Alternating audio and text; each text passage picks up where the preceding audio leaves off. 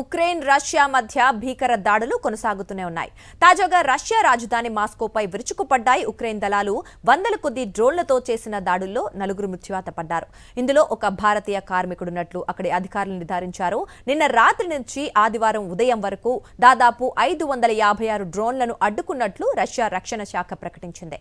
Ukraine దాడుల్లో మాస్కోలో 3 మృతి చెందగా బెల్గోరోడ్లో మరో వ్యక్తి చనిపోయాడు. ఇక చాలా మందికి గాయాలయ్యాయి.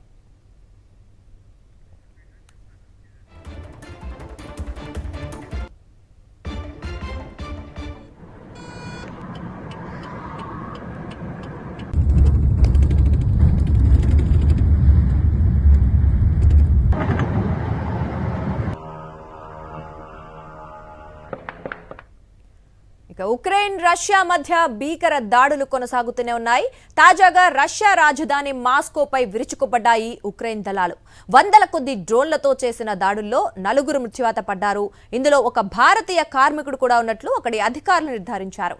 నిన్న రాత్రి నుంచి ఆదివారం ఉదయం వరకు దాదాపు 556 డ్రోన్లను అడ్డుకున్నట్లు రష్యా రక్షణ శాఖ ప్రకటించింది.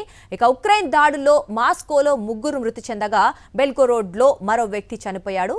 చాలా మందికి గాయాలయ్యాయి.